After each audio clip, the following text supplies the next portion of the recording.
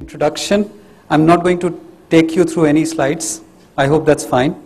And I'm also aware that I'm in between the conclusion of the session. So it's a uphill task to deal with. So I thought I will do this session slightly differently. Given that this session is about industry practice as far as rewards is concerned, and how all of us are dealing with the topic of compensation, which depends on, where are you sitting on the spectrum makes a difference. So I thought it would be worthwhile if you guys agree with me, and I will need your participation to make that happen. Let's talk about what are the questions that we have that we want to go through this session. So I would be able to bring my thought process and the practices that we have in the organization, as well as open it up for the group to share the practices that you have in your respective organizations, make it much more interactive, so that we learn from each other rather than I standing up there and trying to give a sermon. We can get that anywhere. You don't need a session like this. If that's acceptable and okay for everyone, we will go through that approach. How many are for it? Is that an acceptable approach or not? Please just give me that feedback so we can then quickly move forward. I am going to stick to the 45 minutes, so we end on time.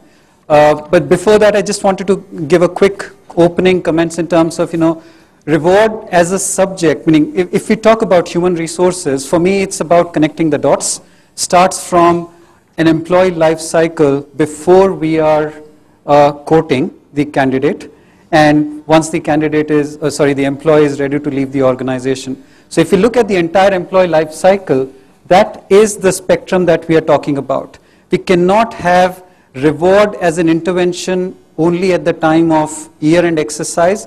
When the compensation budgets come, we are at the mercy of the organizational performance and the market and everything else going on. Or there are 5 new organizations which have started their shop and suddenly paying 30 to 50% salary hike, and we are forced to respond to that, right? It's very easy to ask for more money, hoping we will get what we ask for every time, which doesn't happen, and it should not happen if we are commercial as an organization.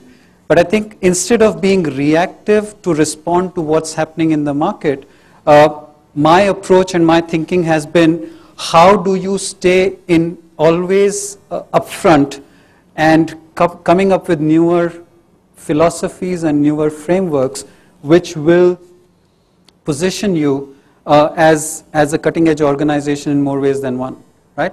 So just to give an example, if all of us go to the campuses for doing the hiring, right? Market keeps on moving depending on what is your comparator basket paying.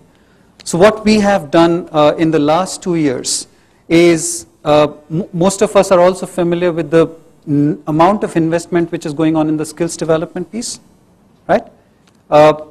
Government of India has spent enormous amount of money through the National Skills Development piece, and there are big corporates which have also put their weight behind it. How many of us are, hand on heart, convinced that the money was wisely spent and it is serving even 10% of what it was set up to? Any views? Has it worked for the country and for us as employers? Which also is a good reflection on the feedback that it doesn't work. Thank you. So I think the reality is that somebody's made money in the mix. I don't know how many of you got the interview with the ex-CAG yesterday. It was a very interesting and a very intense conversation where he was talking about how many opportunities were there for the government in the last 10 years to control whatever was going on. Somebody made a choice not to do anything about it and let it happen, right? And there are innovative ways to do it, meaning quickly moving on, I'll just give one example. There was an example of why Air India is in the position where it is because Air India had a requirement of 28 aircrafts, right? Then civil aviation minister forced them to order 68 instead of 28 aircrafts, right? We know the price of an aircraft? Yes?